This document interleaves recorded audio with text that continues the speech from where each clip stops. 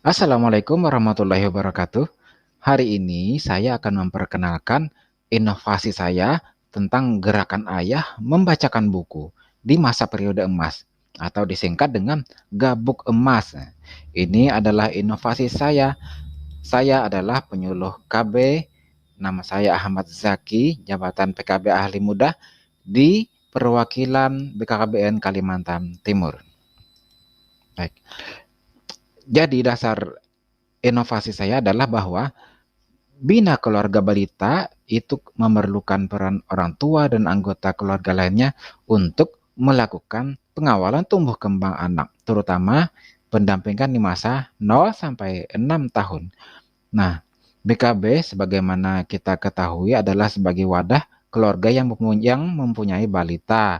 Nah, bertujuan untuk meningkatkan pengetahuan dan keterampilan orang tua dan anggota keluarga lain untuk mengasuh dan membina tumbuh kembang anak melalui kegiatan rangsangan fisik, emosional, intelektual, mental, ya, spiritual, sosial, dan moral untuk mewujudkan SDM yang berkualitas. Nah, kemudian ternyata tidak dapat dipungkiri bahwa pada kenyataannya seorang ibu itu harus mengalokasikan waktu 3 kali lebih banyak dibandingkan ayah untuk merawat anak dan rumah. Peranan ayah sebenarnya dalam keluarga itu seharusnya besar sekali. Ayah adalah pemimpin sebuah keluarga dan bagian yang tak terpisahkan, sehingga bagaimanapun sosok seorang ayah itu tidak tergantikan. Namun, ternyata sosok ayah dalam pengasuhan kerap tidak terlihat. Nah, padahal seorang anak membutuhkan pengasuhan dari kedua orang tuanya. Banyak anggapan pembagian tugas untuk seorang ayah itu dibatasi hal-hal yang berkaitan dengan sumber keuangan keluarga. Ayah harus bekerja keras di luar rumah agar dapat memenuhi kebutuhan materi keluarga.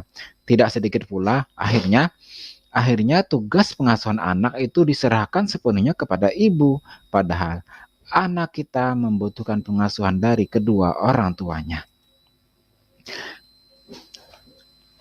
Nah, ini adalah penelitian dari Maureen Black. Beliau menyatakan bahwa anak-anak yang dalam pola asuhannya melibatkan peran ayah cenderung memiliki masalah yang sedikit, kemudian punya skill bicara yang lebih baik, dan masalah tingkah laku yang lebih sedikit jika dibandingkan dengan anak-anak yang dalam pola asuhnya tidak melibatkan peran ayah.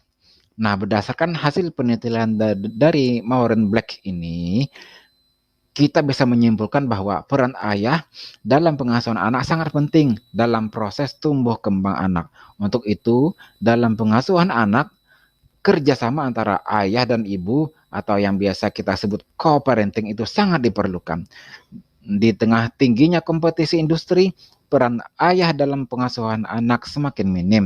Nah, dalam melakukan pengasuhan terhadap anak, peran ayah dan ibu merupakan peran yang sangat penting, hingga idealnya ayah dan ibu mengambil peran yang saling melengkapi.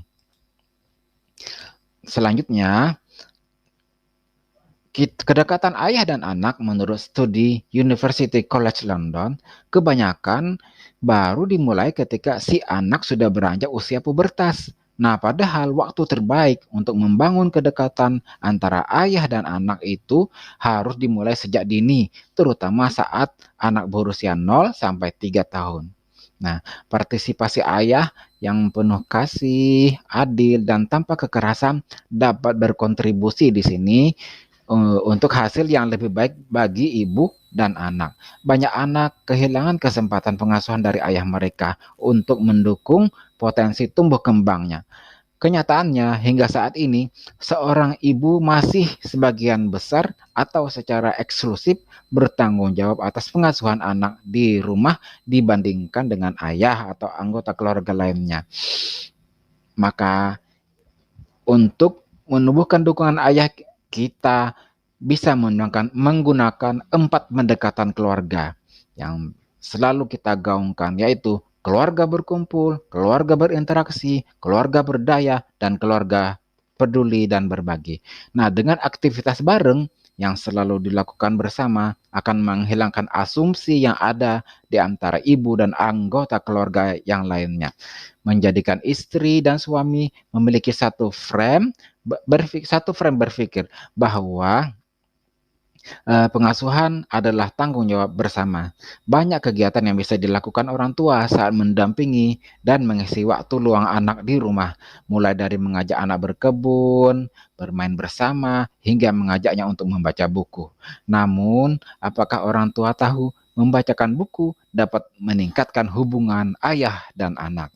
Nah, di sini inovasi saya masuk. Saya laksanakan gerakan ayah bacakan buku di masa periode emas atau gabuk emas. Nah, kita perlu tahu bahwa membacakan buku untuk anak sangat bermanfaat. Bahkan sejak bayi masih berada di dalam kandungan. Ya, sejak semester ketiga kehamilan. Nah, seorang ibu dan suami bisa memulai kebiasaan membacakan cerita untuk anak. Namun, bila si kecil sudah lahir, nah bisa kita mulai di masa golden age, yaitu antara 0 sampai 5 tahun. Karena di usia tersebut, si kecil dapat menyerap berbagai informasi dengan sangat cepat.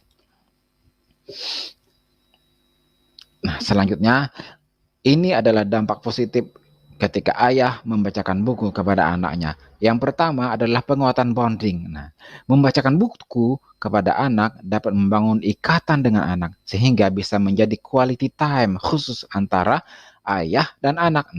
Ayah yang mengisi waktu berkualitas bersama anak juga akan meningkatkan kenyamanan diri, kepercayaan diri, dan kompetisi sosial atau keterampilan sosial anak. Kemudian yang kedua, memperkaya kosakata. Nah, dengan membacakan buku akan menambah inventaris, menambah kosakata yang akan digunakan untuk memahami bacaan. Nah, bagaimana anak juga berbicara dan menulis.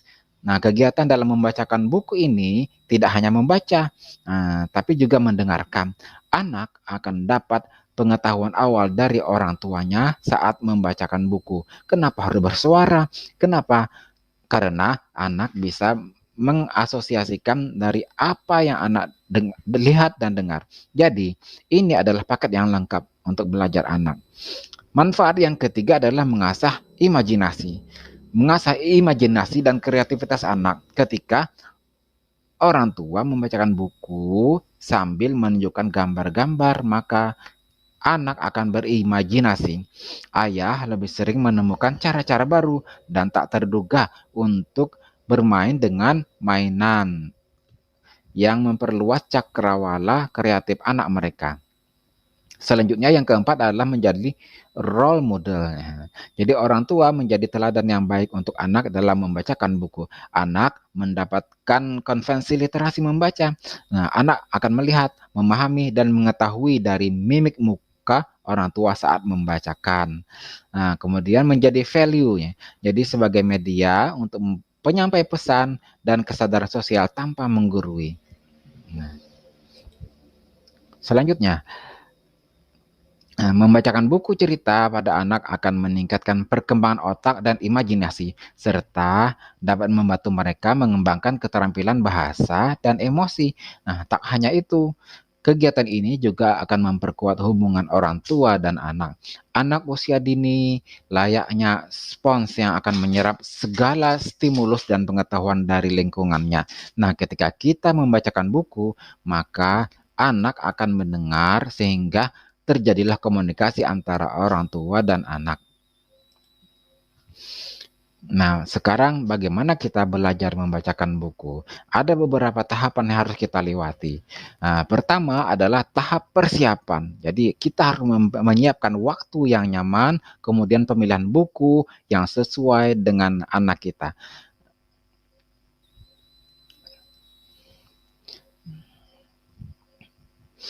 Yang kedua adalah tahap awal. Nah, pada tahap awal, kita bacakan sampul bukunya, yaitu apa judul bukunya, kemudian menyebut nama penulisnya, ilustrator, dan penerbit, supaya anak tahu judul buku yang mana, kemudian anak akan tahu juga, oh ternyata buku itu ada yang menulis, ada yang mengedit, ada yang membuatkan gambar-gambar, dan lain sebagainya gitu. Sehingga anak juga mengenal berbagai macam profesi. Nah, Seterusnya yang ketiga, pada saat membaca, di tahap saat ini, saat membacakan nyaring, kita tidak harus cepat-cepatnya. Nah, boleh banget kita berinteraksi dengan anak, bertanya, jika kita ajak anak supaya berimajinasi. Nah, selanjutnya adalah tahap akhir. Nah, dalam tahap akhir ini kita dapat mengajak dan mengobrol anak, berdiskusi yang bacaan tadi mendapatkan apa gitu ya, membaca apa gitu ya, dan hal lain yang dapat dijadikan sebagai bahan diskusi. Ajak anak untuk bertanya gitu. Kalau tidak ada pertanyaan, baru kita yang menanya gitu. Nah, selanjutnya, kapan dimulai kegiatan ini? Nah, jadi kegiatan membacakan buku ini bisa kita mulai pada trimester ketiga kehamilan. Kemudian laksanakan secara rutin tiap hari 10-15 menit dan carilah waktu yang nyaman. Bisa menjelang tidur atau di jam 6 sampai jam 7 dan seterusnya, kita cari waktu yang nyaman. Selanjutnya, outcome yang kita harapkan dengan adanya membacakan buku ini, yang pertama adalah dengan membacakan buku, maka secara tidak langsung kita juga sudah menjalankan pola asuh yang baik dan menyiapkan bagi anak. Jadi anak itu sudah siap untuk sekolah nanti. Karena dia sudah mengenal vokal, mengenal fonem, bahkan sudah bisa membaca. Nah, selanjutnya BKB akan lebih dinamis. Kenapa? Karena anggotanya bukan hanya ibu saja. Jadi ayah juga berperan di dalam pemantauan tubuh kembang anak kita. Nah, outcome yang ketiga yang kita harapkan adalah partisipasi pria dalam program KB meningkat. Jadi diharapkan juga ada nanti bapak-bapak yang bersedia untuk ikut KB. Nah, yang terakhir adalah penguatan mitra potensial. Nah, di BKBHI kita gitu, dengan menerapkan membaca buku ini, maka teman-teman yang ada di PAUD, mereka akan merasa program mereka juga dijalankan karena membacakan buku adalah program utama mereka. Nah, di dalam pelaksanaannya saya sudah bekerja sama dengan teman-teman komunitasnya. Kami sudah melaksanakan kegiatan ini setiap hari ya, hadir setiap minggu di Car Free Day Cebukayan, tempat berkumpul dan bermain yang Kabupaten Layak Anak ya, di Kabupaten Bulungan, Tanjung Selor. Kita laksanakan membacakan gratis, kemudian memberikan diagnosa, memberikan program yang tepat. Selanjutnya kita dampingi bagaimana membacakannya. Jadi bagi bapak-bapak dan ibu-ibu yang punya kesulitan atau pengen lebih tahu bagaimana cara membacakan buku, bisa datang ke tempat kami gratis Bapak Ibu. Jadi kita laksanakan setiap pagi hari Minggu jam 7 sampai jam 9 di CFD Tebukayan. Nah, kemudian ini adalah mitra kami, kita bersama-sama membangun, belajar membacakan buku bersama komunitas ibu profesional, kemudian komunitas Bumi Tenguyun dan Balai Bahasa Taka. Demikian inovasi yang saya sampaikan. Terima kasih. Billahi taufiq wal hidayah. Wassalamualaikum warahmatullahi wabarakatuh.